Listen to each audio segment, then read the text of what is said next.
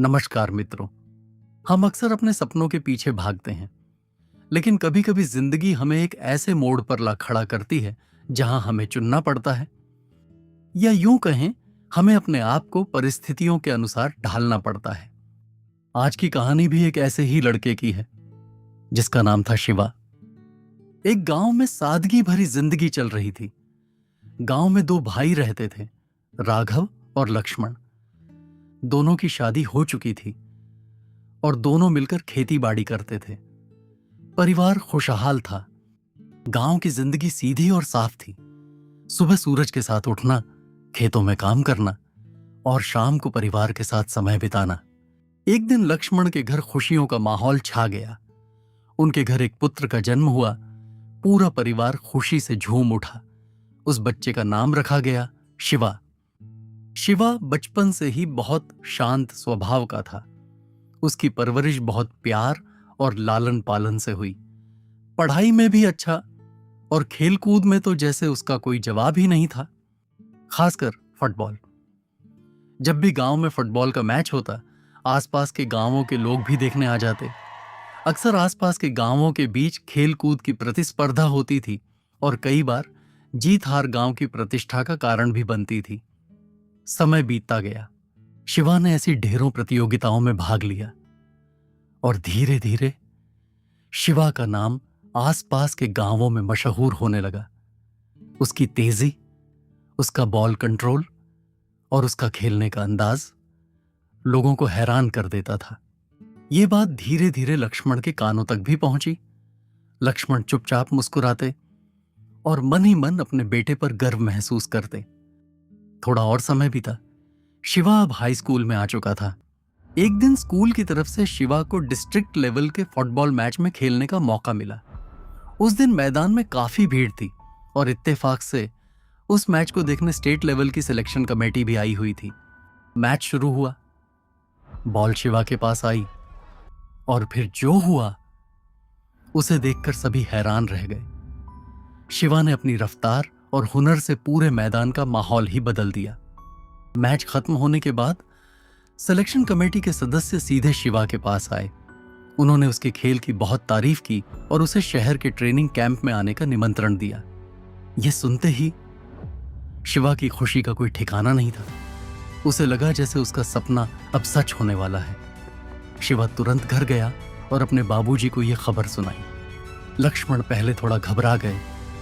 उनका बेटा पहली बार गांव से इतनी दूर जाने वाला था, लेकिन जब उन्होंने शिवा की आंखों में चमक देखी तो उन्होंने उसे शहर जाने की इजाजत दे दी।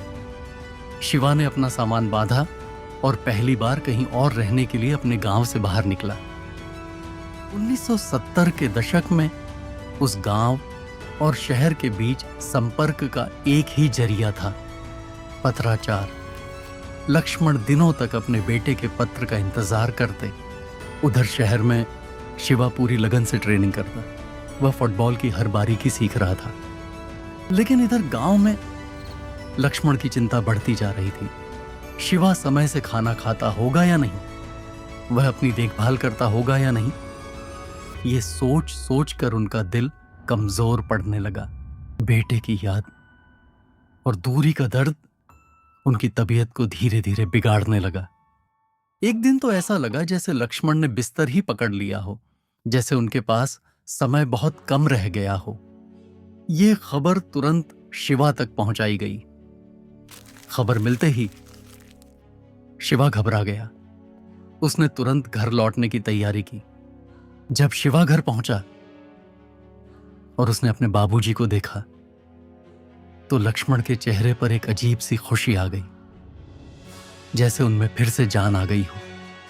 कुछ ही दिनों में उनकी तबीयत सुधरने लगी। शिवा सब समझ चुका था। उसे एहसास हो गया था कि उसका गांव में रहना उसके बाबूजी की जिंदगी के लिए कितना जरूरी है। और फिर शिवा ने एक फैसला लिया। उसने अकादमी को संदेश भेजा कि कुछ व्यक्तिगत कारणों से वह ट्रेनिंग आगे जारी नहीं रख पाएगा। जब ये बात लक्ष्मण को पता चली तो वे अपने आप को दोषी मानने लगे, मानो उन्होंने अपने ही हाथों से अपने बेटे का भविष्य बिगाड़ दिया हो। तभी शिवा ने उनका हाथ पकड़कर कहा, बाबूजी, मैं अपनी खुशी से गांव में रुका हूं। अब जो भी करना है यहीं रहकर करना है। उस दिन के बाद शिवा ने कभी पीछे मुड़कर नहीं देखा। वह अपने बाबूजी के साथ खेती में हाथ बटाने लगा। उसने अपनी किस्मत को इसी रूप में स्वीकार कर लिया, बिना अफसोस के, बिना शिकायत के। शिवा चाहता तो शहर जाकर अपनी जिंदगी बदल सकता था, लेकिन शायद उसके बदले वह अपने बाबूजी से और अपने परिवार से हमेशा के लिए दूर हो जाता। और शायद इसीलिए शिवा ने सपना नहीं, परिवार को चुना। और इसीलिए ये कहानी हमें याद दिलाती है कि जिंदगी में सब कुछ पाना ही जीत नहीं होता। कभी कभी किसी अपने के लिए कुछ छोड़ देना ही सबसे बड़ी जीत होती है।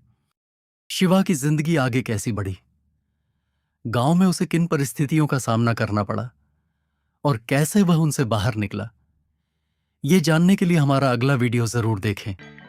वीडियो का लिंक डिस्क्रिप्शन बॉक्स में डाल दिया गया है। धन्यवाद। वीडियो को अंत तक देखने के लिए आपका बहुत आभार। कृपया वीडियो को लाइक करें और हमारे चैनल को सब्सक्राइब करके हमारा हौसला बढ़ाएं। शुक्रिया।